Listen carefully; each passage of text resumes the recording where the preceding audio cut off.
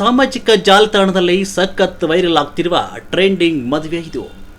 ವಿಶೇಷದಲ್ಲಿ ವಿಶೇಷತೆ ಇರುವ ಈ ಘಟನೆ ಸಮಾಜದ ಮೇಲೆ ಯಾವ ರೀತಿಯ ಪರಿಣಾಮ ಬೀರಬಹುದು ಎಂಬುದು ಸಾರ್ವಜನಿಕರ ಅಭಿಪ್ರಾಯಕ್ಕೆ ಬಿಡೋಣ. ಅಣ್ಣ ತಂಗಿಯನ್ನೇ ಮದುವೆಯಾಗಿ ಸಂಸಾರಕ್ಕೆ ಕಾಲಿಟ್ಟ ವಿಚಿತ್ರ ಘಟನೆ ಇದು. ಅಬ್ಬಬ್ಬಾ, ಈ ಸ್ಟೋರಿ ಕೇಳ್ತಿದ್ರೆ ವೀರಬ್ರಹ್ಮಂರವರು ಹೇಳುವ ವಾಸ್ತವದ ಕಥೆಯೂ ಈಗ ನಿಜವಾಗ್ತಿದೆಯೇನೋ ಅನಿಸ್ತಿದೆ.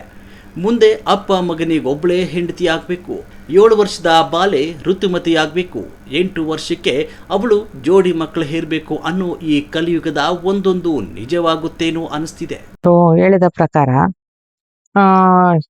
7 ವರ್ಷಕ್ಕೆ ಒಂದು ಹೆಣ್ಣು ಋತುಮತಿ ಆಗ್ತಾಳೆ. ಆ ಒಂದು ಹೆಣ್ಣು ಋತುಮತಿ ಆದ್ಮೇಲೆ ತಂದೆ ಮಗ ಇಬ್ಬರಿಗೂ ಒಬ್ರೇ ಒಂದು ಹೆಂಡತಿ ಅನ್ನೋ ಒಂದು ಪ್ರಕಾರ ಇವರ ದೊಡ್ಡವರು ಅವ್ರು ಹೇಳಿದ ಪ್ರಕಾರನೇ ನಡೀತಾ ಇದೆ. ನಾವು ಏನಂದ್ರೆ ಅಣ್ಣ ಹೇಳಿದ ಪ್ರಕಾರ ಅಲ್ಲ, ನಮಗೆ ಒಂದು ವಾಸ್ತವಾಂಶ ಏನಂದ್ರೆ ಒಂದು ಸಂಸ್ಕಾರ ಒಂದು ಹೆಣ್ಣಲ್ಲಾಗ್ಲಿ ಗಂಡಲ್ಲೇ ಆಗ್ಲಿ ಇರ್ಬೇಕು. ಇವಳು ಅಕ್ಕ ಅಂದ್ರೆ ಅಕ್ಕನೇ, ಅವಳು ಅಣ್ಣ ಅಂದ್ರೆ ಅಣ್ಣನೇ, ಆ ರೀತಿ ಇರ್ಬೇಕು. ಇಲ್ಲ ಅಂದ್ರೆ ನಮಗೆ ಈ ಕಾಮ ಕ್ರೋಧ ಮದ ಮತ್ಸರ ಇಟ್ಕೊಂಡು ನಾವು ಬಾಳೋದು ತುಂಬಾ ಕಷ್ಟಕರವಾಗಿದೆ. ಆ ಒಂದು ಇದ್ರಲ್ಲಿ ಇರಬಾರ್ದು. ಒಂದೇ ಒಂದು ಮನಸ್ಸಲ್ಲಿ ನಮ್ಮ ಅಣ್ಣ ಅಂದ್ರೆ ಅವನ ಅಣ್ಣನೇ ಇರ್ಬೇಕು, ಅವನ ತಮ್ಮನೇ ಇರ್ಬೇಕು.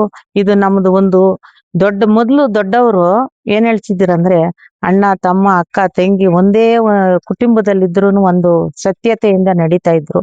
ಅವಾಗ ಅಷ್ಟು ವರ್ಷನೂ ಬದುಕ್ತಾ ಇದ್ರು. ಇವಾಗ 25 ವರ್ಷ 18 ವರ್ಷನೇ ಬದುಕಲ್ಲ. ಯಾಕಂದ್ರೆ ಕಾಮ ಕ್ರೋಧ ಮದ ಮಸ್ತರದಲ್ಲಿ ತುಂಬಿರೋ ಈ ಸಮಾಜದಲ್ಲಿ ಅದನ್ನ ಅರಿತು ನಾವು ಮೊದಲು ಯಾಗಿತ್ತು ದೊಡ್ಡವರು ಏನ್ ಹೇಳ್ಕೊಡ್ತಾ ಇದ್ರು ಆ ರೀತಿ ನಡ್ಕೊಂಡ್ರೆ ಒಂದ್ ಇದಾಗುತ್ತೆ. ಇವಾಗ ತಮ್ಮ ಅಣ್ಣ ಅಕ್ಕ ಹೆಂಡತಿ ಮದ್ವೆ ಮಾಡ್ಕೊಂಡಿದಾರೆ ಅಂದ್ರೆ ಅದು ತುಂಬಾ ಒಂದು ಸಮಾಜದಲ್ಲಿ ಬೇಸರ, ಒಂದು ಮನಸ್ಸಿಗೆ ಅವಮಾನ, ನಮ್ಮ ಮಾನವೀಯತೆಗೆ ಮಾನವ ಒಂದು ಜನ್ಮಕ್ಕೆ ಅವಮಾನ ಆದಂಗೆ. ಥೇಟ್ ಅದೇ ತರ ಈಗ ಈ ಅಣ್ಣ ತಂಗಿ ಮದುವೆ ಎಲ್ಲರ ಗಮನ ಸೆಳೆದಿದೆ. ಮದುವೆ ಆಗಲು ಹೆಣ್ಣು ಸಿಗ್ತಿಲ್ಲ ಅನ್ನೋದು ಸತ್ಯ. ಹಾಗಂದ ಮಾತ್ರಕ್ಕೆ ಪ್ರಾಣಿಗಳ ರೀತಿ ಒಡ ಹುಟ್ಟಿದವರ ಜೊತೆಗೆ ಸಂಸಾರ ನಡೆಸುವುದು ಸಾಧ್ಯವಲ್ಲ ಅಲ್ವಾ? ಆದರೆ ಈ ಜೋಡಿ ಅಣ್ಣ ತಂಗಿ ಆದರೂ ಮದುವೆ ಆಗಿರುವ ಆರೋಪ ಕೇಳಿ ಬಂದಿದೆ. ವಿಷಯದಲ್ಲಿ ಟ್ವಿಸ್ಟ್ ಕೂಡ ಇದೆ, ಹೇಳ್ತೀನಿ ನೋಡಿ. ದೇವನಹಳ್ಳಿ ಬಳಿ ಸಾವನಕನಹಳ್ಳಿ ಶಶಿಕಲಾ ಹಾಗೂ ಹೊಸಕೋಟೆ ಬಳಿಯ ಹಳೆ ಊರಿನ ಪ್ರವೀಣ್ ಕಳೆದ 3 ವರ್ಷಗಳಿಂದ ಪ್ರೀತಿಸ್ತಿದ್ರು. ಆದರೆ ಶಶಿಕಲಾಗೆ ಮದುವೆ ಮಾಡಲು ಬೇರೊಂದು ಸಂಬಂಧ ಹುಡುಕಿದ್ರು ಪೋಷಕರು ಇದೇ ತಿಂಗಳು ಮದುವೆ ನಿಶ್ಚಯ ಮಾಡಿದ್ರು. ಅದನ್ನು ಮನಗಂಡ ಶಶಿಕಲಾ ಹಾಗೂ ಪ್ರವೀಣ್ ಮದುವೆಯಾಗಿ ಚಿಕ್ಕಬಳ್ಳಾಪುರ ಎಸ್ಪಿ ಎದುರು ಹಾಜರಾಗಿ ನಾವು ಸ್ವಇಚ್ಛೆಯಿಂದ ಮದುವೆ ಆಗಿರುವುದಾಗಿ ತಿಳಿಸಿದ್ದಾರೆ.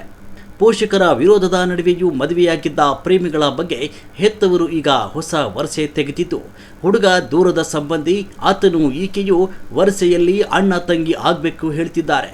ಆದರೆ ಸ್ವಂತ ಅಣ್ಣ ತಂಗಿಯೆಲ್ಲ, ದೂರದ ಸಂಬಂಧ ಅನ್ನೋದೆಲ್ಲ ಸುಳ್ಳು. ಇವರಿಬ್ಬರು ಪ್ರೀತಿಸಿ ಕುಟುಂಬವನ್ನು ಎದುರು ಹಾಕಿಕೊಂಡು ಮದುವೆ ಆಗಿದ್ದಾರೆ. ನೀವೊಂದು ವಿಶ್ ಮಾಡ್ರಿ ಮಾರ್ರೆ, ಖುಷಿ ಆಗಲಿ ಇವರಿಗೂ, ಏನಂತೀರಾ? ಪೋಷಕರೇ ಹುಷಾರ್, ನಿಮ್ಮ ಮನೆಯಲ್ಲೂ ಮದುವೆ ವಯಸ್ಸಿನ ಮಕ್ಕಳಿದ್ದಾರೆ ಅಂದರೆ ಈಗಲೇ ಅವರ ಬಗ್ಗೆ ಎಚ್ಚರ ಇರಲಿ ಅಂತ ಸಾರ್ವಜನಿಕರ ಅಭಿಪ್ರಾಯ. ದೂರದ ಸಂಬಂಧ ಆಗ್ಲಿ ಅಣ್ಣನೇ. ಅಣ್ಣ ಅನ್ನೋ ಪದಕ್ಕೆ ಅರ್ಥ ಇದೆ. ಅಣ್ಣ ಅನ್ನೋದು ಬೆಲೆ ಇದೆ. ಅಣ್ಣ ತಮ್ಮ ಅನ್ನೋ ಒಂದು ಬೆಲೆ ಇಲ್ಲಿದ್ದೀರಾ ಮಾಡಬಾರ್ದು. ಈಗ ದೊಡ್ಡಮ್ಮ ಮಗ ಆಗ್ಲಿ ಅವನ ಅಣ್ಣನೇ, ಚಿಕ್ಕಮ್ಮ ಮಗಳ ಅಣ್ಣನೇ. ಅಣ್ಣ ಅನ್ನೋ ಒಂದು ಪದಕ್ಕೆ ಅರ್ಥ ಇದೆ. ಅಣ್ಣ ತಮ್ಮಂದ್ರ ಅನ್ನೋ ಒಂದು ಅನುಬಂಧ ನಮ್ಮ ಒಡ ಹುಟ್ಟಿದವರಿಗಿಂತ ಹೆಚ್ಚಾಗಿರುತ್ತೆ. ಈ ರೀತಿ ಎಲ್ಲ ಈಗ ಆಗ್ತಾ ಇದೆ ಸಮಾಜದಲ್ಲಿ. ಅಂದ್ರೆ ಇದು ಒಂದು ಬೆಲೆನೇ ಇರಲ್ಲ. ಅದೇ ಕಲಿಯುಗದ ಹೇಳಿ ಸಾಕ್ಷಿನೇ ಇದು. ಕಲಿಯುಗದಂತೆ ಸಾಕ್ಷಿ ಆಗಿದೆ ಇದು. ಏನಂದ್ರೆ ಆವಾಗ ಏನು ಕಷ್ಟಪಟ್ಟು ಬೆವರು ಸುರಿಸಿ ಭೂಮಿ ತಾಯಿಗೆ ಕಷ್ಟ ಪಡ್ತಾ ಇದ್ರು. ಈಗೇನಿಲ್ಲ, ನಾವು ಸುಖವಾಗಿ ಬದುಕ್ಬೇಕು, ಸುಖವಾಗಿ ಬಾಳ್ಬೇಕು, ನಮ್ಗೆ ಹಣ ಆಸೆ ಇವನೇ ನಮ್ಗೆ ದೊಡ್ಡ ಒಂದು ಅನ್ಕೊಂಡ್ಬಿಟ್ಟಿದ್ದಾರೆ ಜನ. ಅದೆಲ್ಲ ಯುವ ಜನತೆಗೆ ಏನ್ ಹೇಳಕ್ ಇಷ್ಟಪಡ್ತೀರಿ ಈ ಒಂದು ಘಟನೆ? ಯುವ ಜನತೆಗೆ ಏನಂತ ಇಷ್ಟಪಡ್ತೀನಿ ಅಂತೆ, ಅಣ್ಣ ತರ ಇರ್ಬೇಕು. ಇವನು ದೊಡ್ಡಮ್ಮ ಮಗ ಆಗ್ಲಿ ಅಣ್ಣನೇ, ಚಿಕ್ಕಮ್ಮ ಮಗನಾಗ್ಲಿ ಅಣ್ಣನೇ. ಅಣ್ಣ ತಮ್ಮ ಅನ್ನೋ ಒಂದು ಬಾಂಧವ್ಯಕ್ಕೆ, ಅಣ್ಣ ಅನ್ನೋ ಪದಕ್ಕೆ, ಅಪ್ಪ ತಾಯಿ ಅನ್ನೋ ಪದಕ್ಕೆ ಅರ್ಥ ಇದೆ, ತಾಯಿ ತಂದೆ ಅನ್ನೋ ಪದಕ್ಕೆ ಅರ್ಥ ಇದೆ, ಮಾವ ಮೈದ ಅನ್ನೋ ಪದಕ್ಕೇನು ಅರ್ಥ ಇದೆ. ಈ ತರ ಎಲ್ಲ ಬಿಟ್ಟು ವರ್ಷಗಳು ಬಿಟ್ಟು ನಡೆಯೋ ಒಂದು ಸಮಾಜದಲ್ಲಿ ಇದನ್ನ ಜನರು ಒಬ್ಬರಿಂದ ಒಬ್ಬರು ಮಟ್ಟ ಹಾಕೊಂಡು ಬಾಳ್ಬೇಕ ವಿನಃ ಅಂತ ನಾನು ಇದರಲ್ಲಿ ಹೇಳಕ್ ಇಷ್ಟಪಡ್ತೀನಿ.